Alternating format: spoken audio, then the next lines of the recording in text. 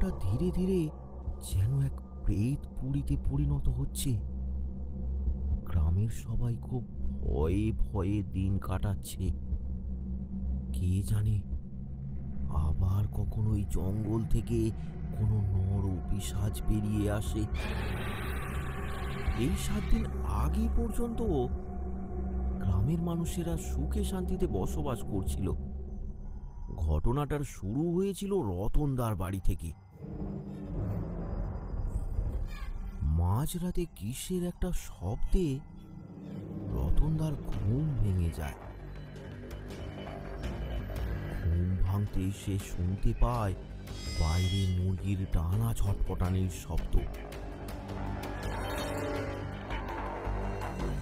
দরজা খুলে বাইরে বেরিয়ে আসে রতনদা।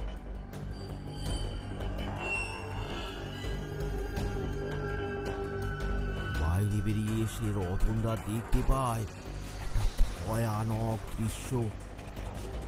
ভয়ে ঠক ঠক করে কাঁপতে থাকে রতনদা। পাশের পাড়ার মুকুল, যাকে 2 দিন আগে থেকে খুঁজে পাওয়া যাচ্ছিল না, সে তার সামনে দাঁড়িয়ে খাঁচা থেকে মুরগি বের করে ছিঁড়ে ছিঁড়ে খাচ্ছে। তার সর্বাঙ্গ রক্তাক্ত, জামা কাপড় ছেঁড়া, আর চোখ মুখের ভাবটা ঠিক মানুষের মতো লাগছে না। ভয়ে ঠকঠক করে কাঁপছে রতনদা, কিন্তু মুখ থেকে একটা টু শব্দও বের করতে পারছে না। এমন সময় হঠাৎ পিশাচ রূপী মুকুলের চোখ পড়ে রতনদার ওপর। সাথে সাথে প্রচন্ড ভয় পেয়ে যায় রতনদা। তাড়াতাড়ি ঘরে ঢুকে দরজা বন্ধ করে দেয়।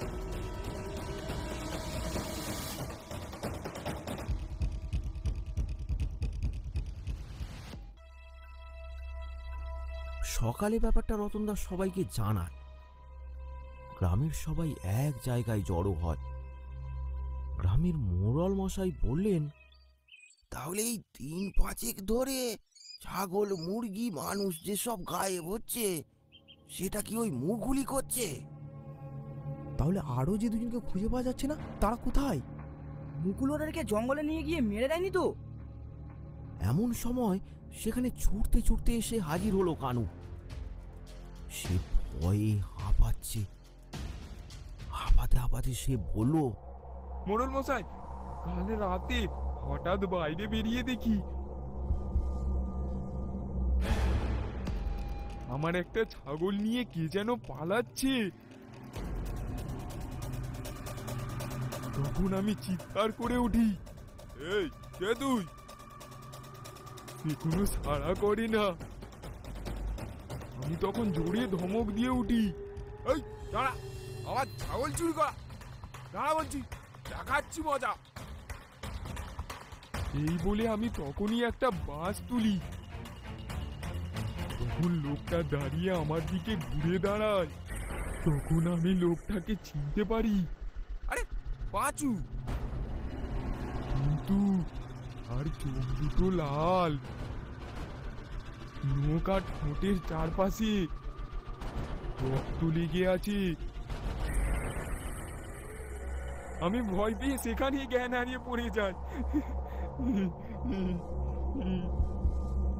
কিন্তু এরা এরা এরকম করছে কেন? সেটা জানতে গেলে ওদেরকে ধরতে হবে। বলি শোনো, আজ রাতে আমরা সবাই পাহারায় থাকবো। হ্যাঁ হ্যাঁ, তাহলে তাই যাও, সমস্যার সমাধান তো করতে হবে নাকি? মোড়ল মশাইয়ের কথা মতো গ্রামের সবাই রাজি হয়ে গেল।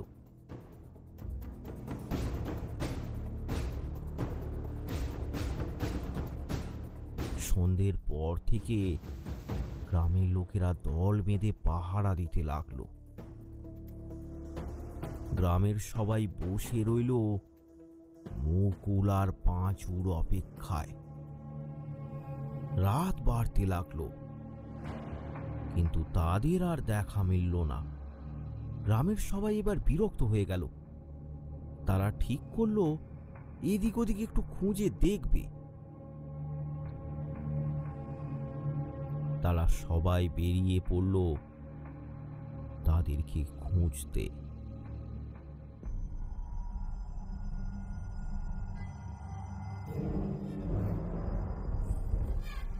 পথ ঘাট মাঠ জঙ্গল সব জায়গায় তারা খুঁজতে লাগলো।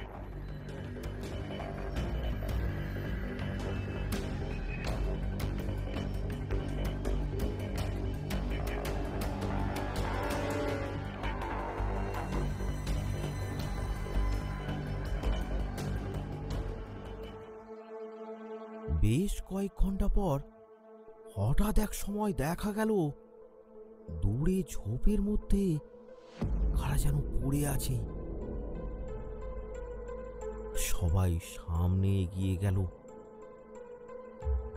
সামনে গিয়ে দেখা গেল এগুলো আর কেউ নয়, মুকুল আর পাঁচু মরে পড়ে আছে। গ্রামের সবাই এবার দ্বন্দ্বে পড়ে গেল। এরা যদি গ্রামের পশুদের মারছিল তো এদের মারল কে?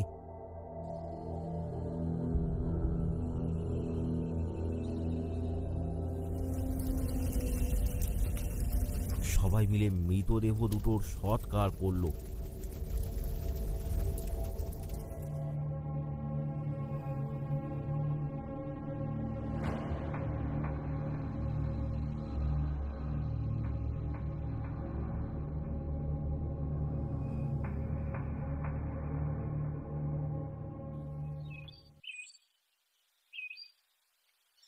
তখন সকাল হয়ে গেছে। গ্রামের সবাই আবার জড়ো হলো এই জটিল সমস্যার সমাধানের জন্য। সমস্যা তো রয়েই গেল, কি করে এরা মারা গেল সেটা না জানতে পারলে খুব বিপদ। আমার মনে হয় এ কোনো দুষ্টু পেট আত্মার কাজ, সেই ভর করছে ওই মানুষগুলোর ওপর। আচ্ছা, আমাদের গ্রামে একটা নতুন তান্ত্রিক এসেছে, তোমরা কি কেউ তাকে দেখেছো? হ্যাঁ হ্যাঁ দেখেছি, 8-9 দিন আগে উনি আমাদের গ্রামে ঘুরছিলেন। এখন তো তিনি মনে হয় জঙ্গলে থাকেন। আচ্ছা, তার কাছে গেলে কেমন হয়? এরপর সবাই মিলে চলল সেই তান্ত্রিকের কাছে।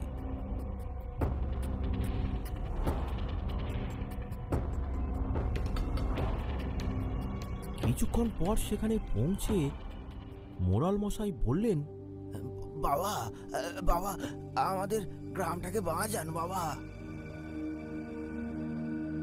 দেখ, এসব কোনো দুষ্ট তান্ত্রিকের কাজ।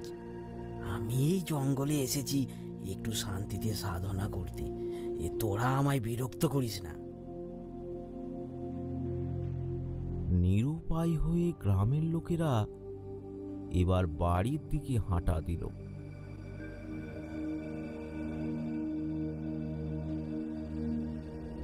পথে আস্তে আস্তে রানা বলল, বাবা, তান্ত্রিকের ব্যবহারটা যেন একটু কেমন কেমন লাগলো।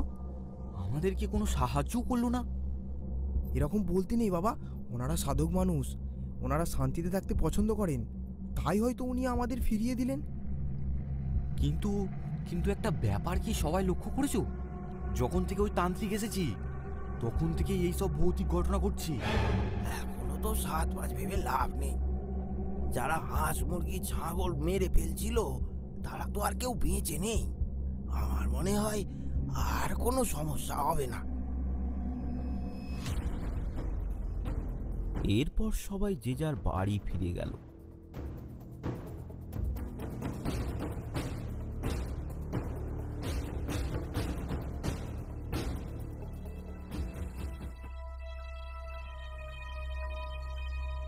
মোড়ল মশাইয়ের কথা মতো নিশ্চিন্ত হয়ে গেল।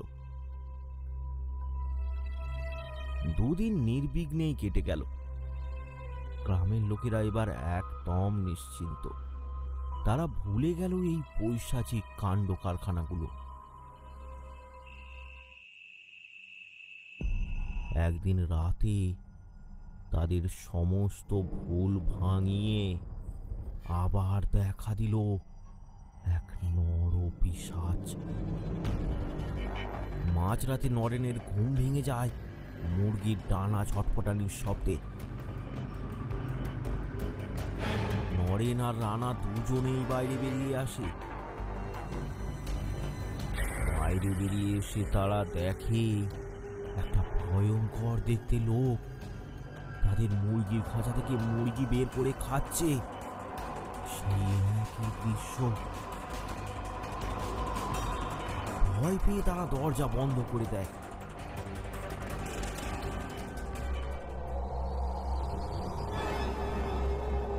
এরপর থেকে আবার মাঝে মাঝে গ্রামের লোকেরা এই দৃশ্য দেখতে থাকে। এরপর তারা অনেক তান্ত্রিকের কাছেই গেছে, কিন্তু এর কোনো সুরাহা কেউই দিতে পারেনি।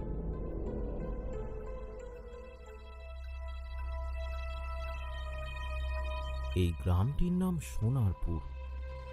এই গ্রামের অধিকাংশ লোকেরাই মাছ চাষ করত, অর্থাৎ জেলে।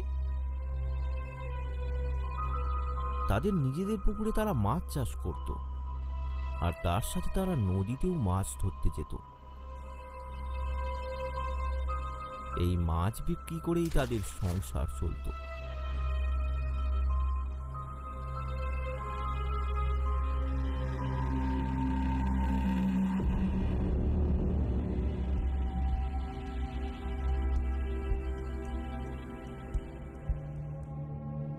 কিন্তু মুশকিল হয়েছে, মাছ ধরে তারা শহরে গিয়ে বিক্রি করত, আর ওই শহরে যাওয়ার রাস্তাটা হলো জঙ্গলের মধ্যে দিয়ে। তবে আর একটা রাস্তা আছে, সেটা নিরাপদ, কিন্তু সময় লাগবে 3 গুণ বেশি। তাই কারো যদি বাড়ি ফিরতে রাত হয়ে যায়, তখন বাধ্য হয়েই ওই রাস্তা দিয়ে তাদেরকে ফিরতে হয়।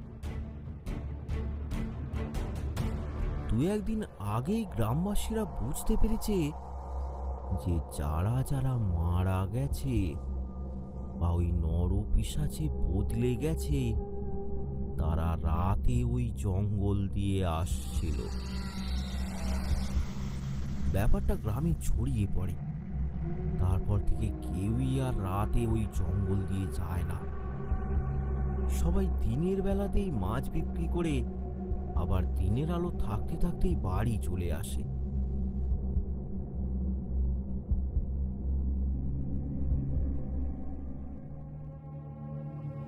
সবাই এখানে মাছ চাষ করলেও নরেনের ছেলে রানা কিন্তু সেটা করতে চায়নি। তার ইচ্ছা সে কোনো চাকরি করবে। একদিন নরেন আর তার ছেলে দুজনে খেতে বসেছে। আচ্ছা রানা, তুই বাবা কতদিন এইভাবে ঘুরে বেড়াবি বলতো? আমার সঙ্গে তো একটু হাতে হাতে কাজও করে দিতে পারিস। দেখো বাবা, ওসব কাজ আমার দ্বারা হবে না। আমি শহরে গিয়ে কাজ করব।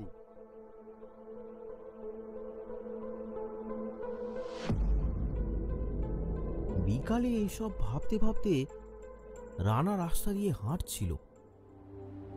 এমন সময় তার দেখা হয়ে গেল তার ছোটবেলার বন্ধু তমালের সাথে। আরে তমাল, আরে কোথায় যাচ্ছিস? এই যে পাশের পাড়ায় পিসির বাড়ি যাচ্ছি। তারপর এখন কি করছিস তাহলে? বাবার সাথে মাছ চাষি করছিস তো নাকি? না রে, তুই তো জানিস এসব চাষের কাজ আমার দ্বারা হবে না। শহরে কোনো কাজ থাকলে আমায় বলিস। কাজ করবি? আমার কারখানায় একটা লোক লাগতো। তুই যদি বলিস তোর কথা বলে দেখতে পারি। ঠিক আছে, তাই বলিস তাহলে। ঠিক আছে, আমি কাল পরশু তোকে জানিয়ে দেবো। এখন আসি রে।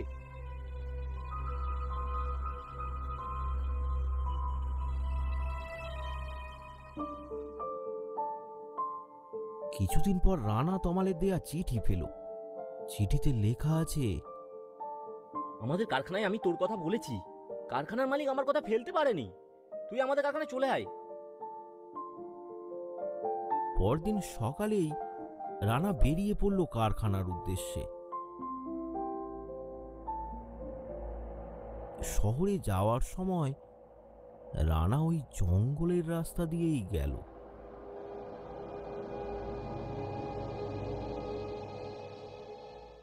1 মাস কেটে গেল। রানার কাজে মালিক খুবই খুশি। আজ তাদের বাড়ি ফেরার দিন। রানা আর তমাল তাই নিয়ে দুজনে কথা বলছে। তমাল, এই রাতে বাড়ি না গিয়ে যদি আমরা কাল সকালে বের হই, তাহলে তো এতটা রাস্তা আর ঘুরে যেতে হয় না। আরে কতক্ষণই আর লাগবে? কাল সকাল পর্যন্ত অপেক্ষা করে কোনো লাভ নেই। এখন ওই পাশের দোকান থেকে চা খেয়ে আসি। হ্যাঁ, এখনো তো অনেক সময় আছে, চল চা খেয়ে আসি।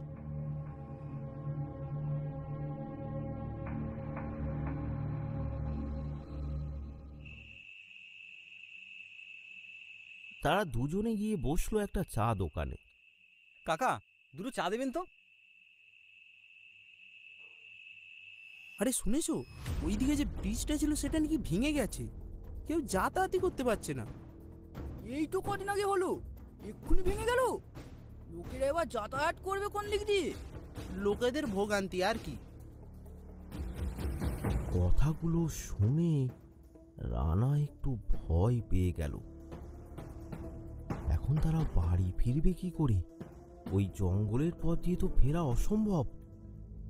কিরে তমাল, আজ তো তাহলে আর বাড়ি ফেরা যাবে না। কিন্তু রানা, আমার বাবার প্রচুর শরীর খারাপ, বুঝলি? আমাকে তো আজই বাড়ি ফিরতে হবে। তুই থাকলে থাক। তা কি করে হয়? তোকে ওই জঙ্গলের পথ দিয়ে একা ছেড়ে দিতে পারি? যা আছে কপালে, চল।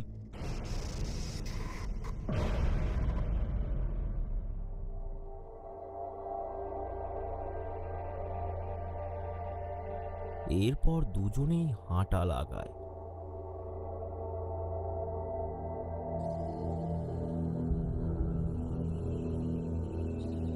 শহরের রাস্তা দিয়ে কিছুক্ষণ হাঁটার পর তারা প্রবেশ করে জঙ্গলের রাস্তায়।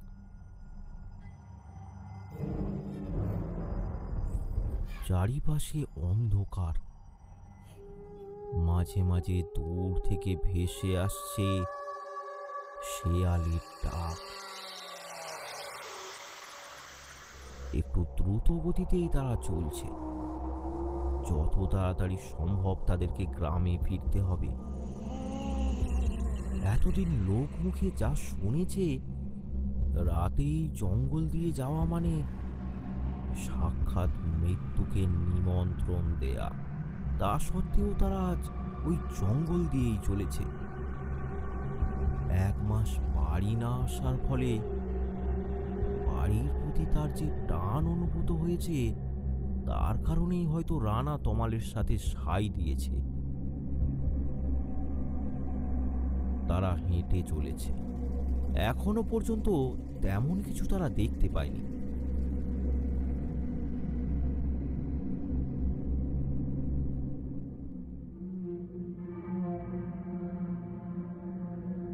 মনে হয় ব্যাপারটা অন্য কিছু।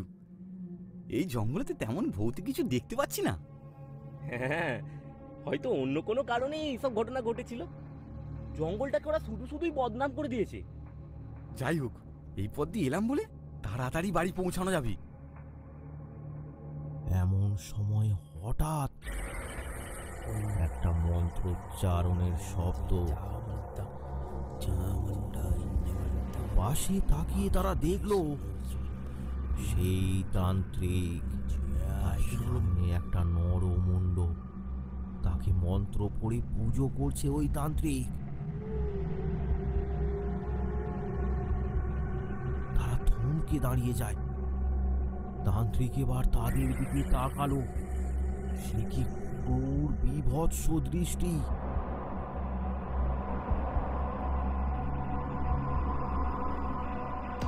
ভয় পেয়ে গেল তারা।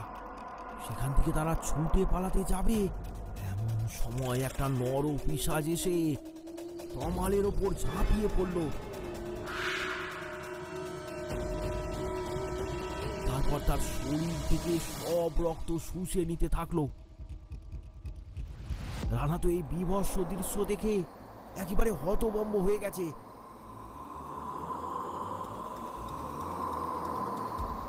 কিছুক্ষণ পরেই তার স্তম্ভিত ফিরে পেতে সে দৌড় লাগালো সেখান থেকে।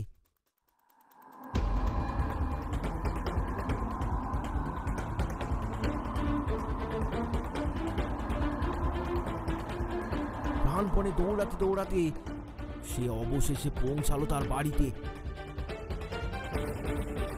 দরজায় ধাক্কা দেওয়ার পরই জ্ঞান হারিয়ে সে মাটিতে পড়ে গেল।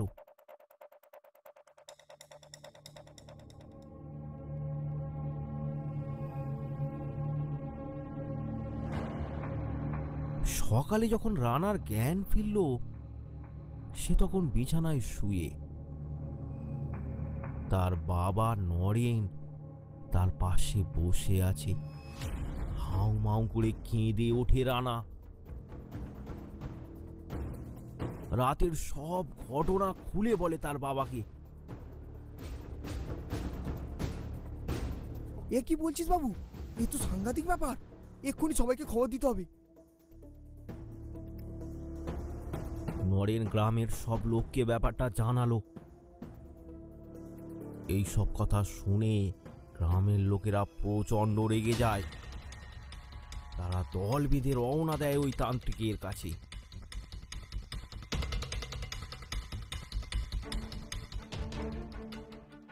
সেখানে পৌঁছে দেখা গেল তমালের মৃতদেহটা কোথাও নেই। তান্ত্রিক বসে ধ্যান করছে। এই দুষ্টু তান্ত্রিক, তমাল কোথায় বল?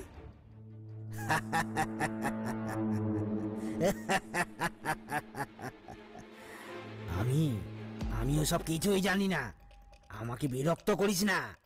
আমরা জানি তুই সবাইকে মারছিস। তোকে আমরা এই গ্রাম থেকে তাড়িয়েই ছাড়বো। আমাকে কেউ তাড়াতে পারবে না রে।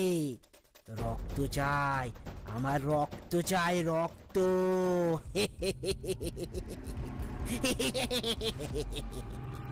তুই আমাদের গ্রামের ওপর এমন অত্যাচার করছিস কেন?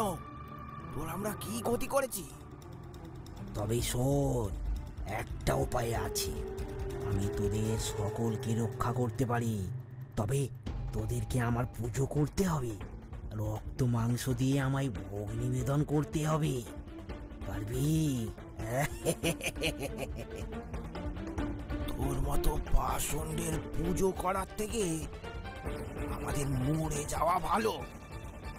এই মারো, সবাই ওকে মারো, মেরে ফেলো বেটাকে।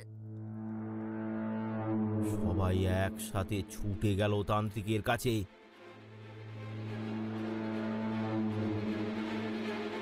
তান্ত্রিক দুহাত বাড়িয়ে মন্ত্র বলতে শুরু করলো।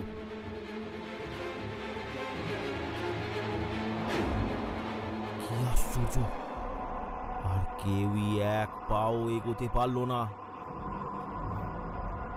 তারপর ঝোপ থেকে বেরিয়ে এলো তমাল। সে আর তমাল নেই, পরিণত হয়েছে একটা পিশাচে। তার চোখ দুটো লাল, জামা কাপড়ে রক্ত লেগে আছে। দুহাত বাড়িয়ে সে এগিয়ে আসতে থাকলো তাদের ওপর। গ্রামবাসীরা এবার ভয়ে পিছু হটল। তারা দৌড় লাগালো গ্রামের দিকে।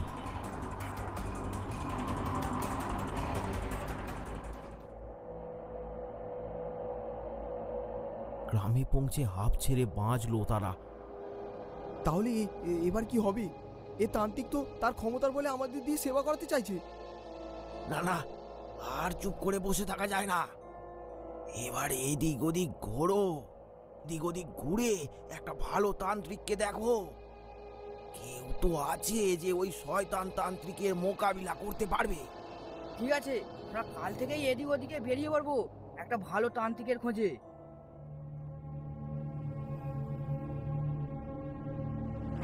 এরপর তারা চারিদিকে খুঁজতে লাগলো এমন একজনকে যে ওই তান্ত্রিকের হাত থেকে পুরো গ্রামটাকে বাঁচাতে পারে। কিন্তু দুদিন কেটে গেল, এমন কাউকেই আর পাওয়া গেল না।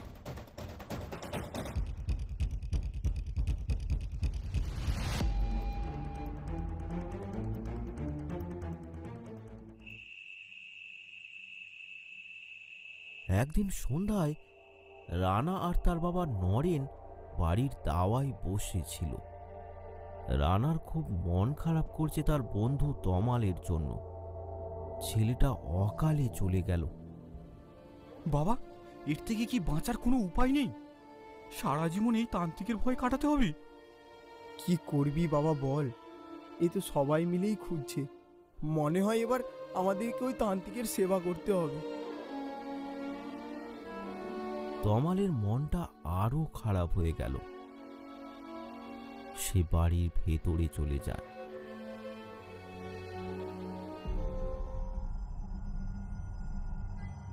রাত তখন 2টো। রানার হঠাৎ ঘুম ভেঙে যায়। তারপরেই সে শুনতে পায় বাইরে মুরগির ডানা ছটপটানির শব্দ।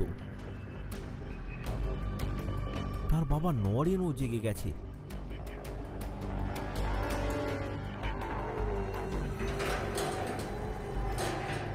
তারা দুজনে মিলে বাইরে বেরিয়ে দেখে তমাল মুরগি বের করে খেতে শুরু করেছে। রানা কিন্তু আর ভয় পেল না। সে জোরে চেঁচিয়ে উঠল, এই তমাল, কি করছিস তুই? তমালের তাতে যেন কোনো ভ্রুক্ষেপ নেই। সে যেন শুনতেই পাচ্ছে না কিছু। এমন সময় হঠাৎ রানার কি মনে হলো, একটু জল নিয়ে ছুঁড়ে দিল তমালের দিকে। তমালের যেন একটু একটু ঘোর কেটেছে। সে সামনে রানাকে দেখে আধো আধো গলায় বলল, কাল দিনের বেলায় জঙ্গলে আসিস।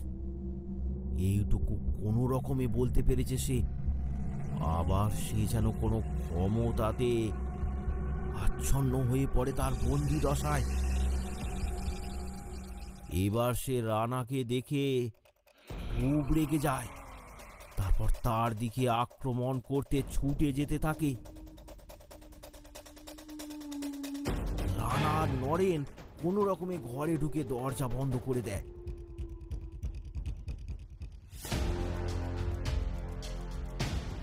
সকালে রানা মনস্থির করে সে জঙ্গলে যাবে। বিষয়টা কি তাকে জানতেই হবে। নরেন ব্যাপারটা দেখে রানাকে কিছুতেই যেতে দেবে না। দেখ বাবা, মনে হয় ও তোকে মারার জন্যই ডেকেছে। দেখো বাবা, তমাল যখন নিজে আমাকে ডেকেছে, ও নিশ্চয়ই আমার কোনো ক্ষতি করবে না। তাও যদি ও আমার ক্ষতি করার চেষ্টা করে, আমি ঠিক বেঁচে ফিরে আসবো, দেখো।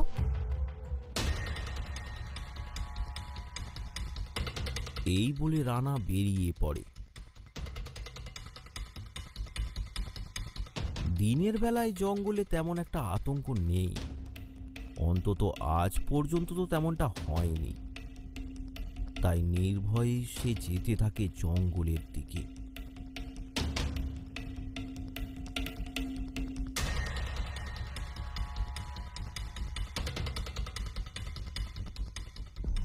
জঙ্গলের ভেতরে প্রবেশ করে সে কাউকে দেখতে পায় না। এগিয়ে চলে রানা। কিছুটা যাওয়ার পর ঝোপের পাশে কাকে যেন একটা পড়ে থাকতে দেখে সে। রানা এগিয়ে যায় তার দিকে। সামনে গিয়ে বুঝতে পারে এ তো তমাল। তমাল, তোর কি হয়েছে? তুই এসেছিস ভাই? আমায় বাঁচা, আমায় বাঁচা। কিন্তু কিভাবে? ওই তান্ত্রিকের তো অশেষ ক্ষমতা। শোন ভাই, একটা উপায় আছে। ওই তান্ত্রিকের যত শক্তি সব ওই নরমুণ্ডুটা, তুই যদি কোনোভাবে ওটা সরিয়ে নিতে পারিস, তাহলে ওই তান্ত্রিক আমাদের আর কিচ্ছু করতে পারবে না। কিন্তু ওই নরমুণ্ডু তো সবসময় ওই তান্ত্রিকের কাছেই থাকি। একটা সময় আছে দুপুরে, যখন ওই তান্ত্রিক স্থানে যায়, তুই তখনই ওই মুন্ডুটা সরাতে পারবি। সে ঠিক আছে, কিন্তু তুই আমার সাথে এখন চল। না রে, এটা সম্ভব না। ওই তান্ত্রিক দিনের বেলায় আমায় এই জঙ্গলে আবদ্ধ করে রাখে। তুই ওই নরমুণ্ডুটা নিয়ে নষ্ট করে দিবি, তাহলে আমি এই যন্ত্রণা থেকে মুক্তি পাবো। তুই এখন যা এখান থেকে, যা। ঠিক আছে, তোর কোনো চিন্তা নেই, আমি তোকে বাঁচাবো। আমি যাচ্ছি ওই তান্ত্রিকের কাছে। তমালকে ছেড়ে যেতে রানার একটুও মন চায় না, কিন্তু বন্ধুকে বাঁচাতে গেলে তাকে বন্ধুর থেকে দূরেই যেতে হবে। রওনা দেয় রানা। তান্ত্রিক যেখানে বসে তার আশেপাশে পৌঁছে একটা ঝোপের আড়াল থেকে তান্ত্রিককে দেখতে থাকে রানা। তান্ত্রিকের সামনেই রাখা সেই নরমুণ্ডটা, সেটাকেই পুজো করে চলেছে তান্ত্রিক। বেশ কিছুক্ষণ অপেক্ষা করার পর তান্ত্রিক উঠে পড়ে, নরমুণ্ডটাকে হাতে করে নিয়ে একটা ঝোপের মধ্যে রেখে দেয়। তারপর রওনা দেয় স্নানের উদ্দেশ্যে।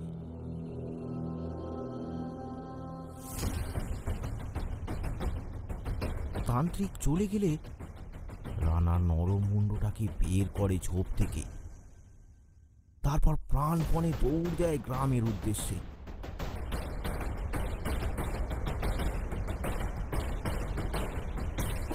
গ্রামে পৌঁছে রানা তার বাবাকে সবকিছু খুলে বলে। বাবা, বাবা, এই দেখো, এই নরমুণ্ডটা, এটাই তান্ত্রিকের ক্ষমতা। এটা ছাড়া ওই তান্ত্রিক আমাদের কিছুই করতে পারবে না। দাঁড়া, এক্ষুনি আমি গ্রামের সবাইকে খবর দিচ্ছি। গ্রামের সবাই একসাথে জড়ো হলো। সবাই তো শুনে একেবারে থ। তারা তো প্রায় হালই ছেড়ে দিয়েছিল, কিন্তু এখন তাদের মনে একটা অদম্য ইচ্ছা আর প্রতিশোধের আগুন জ্বলছে। বেটা আমাদের ওপর অনেক অত্যাচার করেছে, চলো আজ বদলা নেওয়ার পালা। তাহলে এক্ষুনি সবাই চলো, ওই তান্ত্রিকের আজই শেষ দিন। তারপর গ্রামের সবাই এগিয়ে চলল তান্ত্রিকের বিনাশ করতে।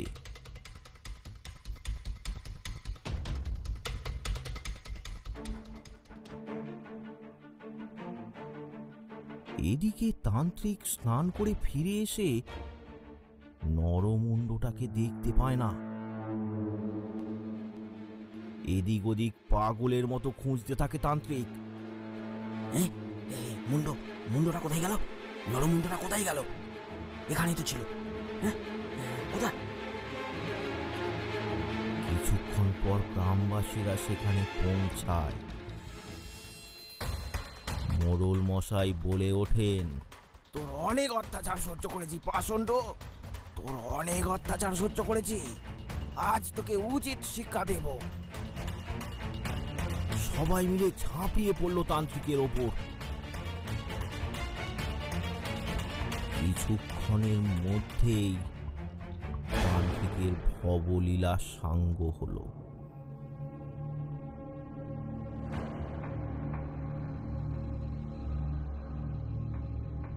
গ্রামবাসীরা এবার চলল তমালের খোঁজে। রানা তাদেরকে পথ দেখিয়ে নিয়ে গেল। কি আশ্চর্য ব্যাপার! সেখানে গিয়ে তারা দেখলো তমাল একেবারে সুস্থ। রানা তমালকে গিয়ে জড়িয়ে ধরল। গ্রামবাসীরাও আনন্দের সাথে গ্রামে ফিরে চলল। আজ থেকে তারা আবার যখন ইচ্ছা মাছ ধরতে যেতে পারবে। রাতে তাদের আর ভয়ে ভয়ে ঘুমাতে হবে না। সোনারপুর আবার আক্ষরিক অর্থে সোনারপুর হয়ে উঠবে।